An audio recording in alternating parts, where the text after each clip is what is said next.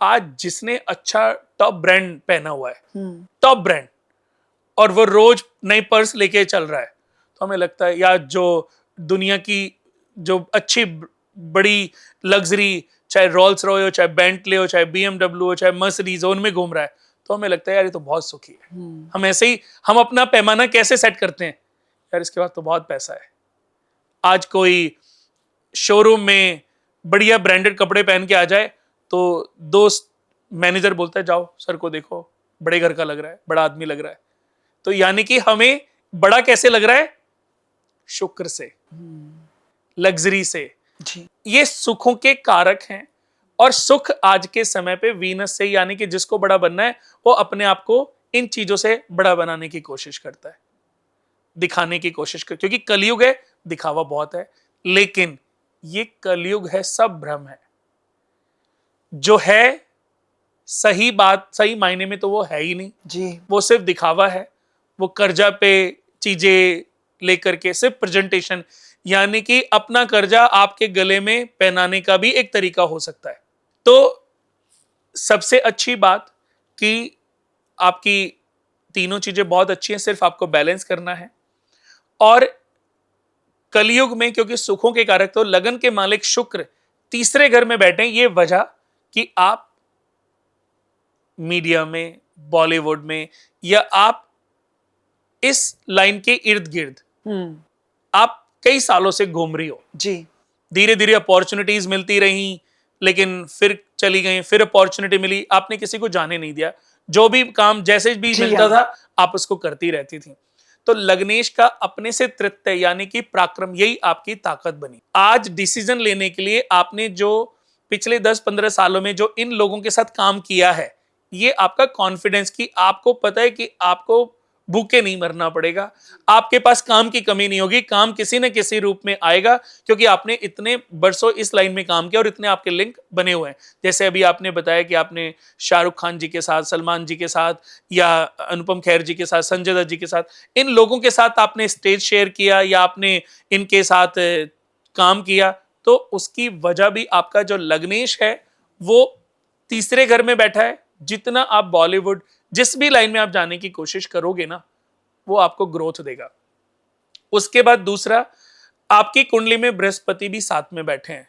ये गुरु और शुक्र का कॉम्बिनेशन इस धरती पे जिस व्यक्ति की कुंडली में भी बन जाता है, वो जीवन में उसको सक्सेस के रास्ते बहुत बार मिलते हैं, और वो उन रास्ते को पकड़ता है और ऊंचाइयों तक पहुंच जाता है, यानी कि वो भी अपने सपनों को पूरा कर लेता है। जुपिटर और वीनस का कॉम्बिनेशन ही बहुत अच्छा है। दोनों दैत्यों के, एक देवताओं के गुरु, एक दैत्यों के गुरु है, लेकिन दोनों एक साथ बैठे हैं, और ये आपके बैठे हैं पराक्रम हाउस में। सहोदार, पास के संबंधी, आसपास के लोग, यानी कि आपके लिए सपोर्टिव भी बहुत लोग। जब आप आई होंगी, पहले कुछ लोगों ने आपको समझाने की कोशिश करी होगी, लेकिन अब ये कहते हैं कोई बात नहीं, आप टेंशन नहीं लो, हम आपके साथ ही हैं जी। तो आपको कोई भी हेल्प चाहिए तो आप फोन कर सकती हो। साथ में बुध भी बैठे हैं। बुध आपकी कुंडली में भाग्य के मालिक हैं और 12वें घर के मालिक हैं, लॉस घर के मालिक। 12वें घर के मालिक अपने से चौथे बैठे हैं। 12वां घर विदेश का और दूर की यात्राओं का है, तो ये भी वजह रही कि आप बहुत दूर पढ़ने गई, आपने शादी कर ली, आपने एक लंबा समय बिताया, लेकिन आप फिर, लेकिन अब यहां पर आप बहुत लंबे समय बहुत नेम और फेम कमाने वाली हो। अब आपकी कुंडली के बारे में अच्छी चीजें बताता हूं पहले, कि दुनिया के जो 5 महापुरुष योग, उनमें पहला भद्र महापुरुष योग, दूसरा हंस महापुरुष योग, तीसरा मालव्य महापुरुष योग, चौथा शश महापुरुष योग, वो आपकी कुंडली में बना है। और ये शनि से बनता है। शनि स्टार्टिंग में थोड़ा सा आपसे स्ट्रगल कराएंगे, लेकिन जैसे जैसे आप ताकतवर बनती जाओगे, स्ट्रगल करके आप और मेहनत करोगी और चीजों को अच्छे से करने की कोशिश करोगी, तो शनि आने वाले समय में आपकी किस्मत को इतनी ऊंचाइयों पर ले जाएंगे कि अभी आपने शायद कल्पना भी नहीं की होगी। वो इतनी सक्सेस आपको देंगे।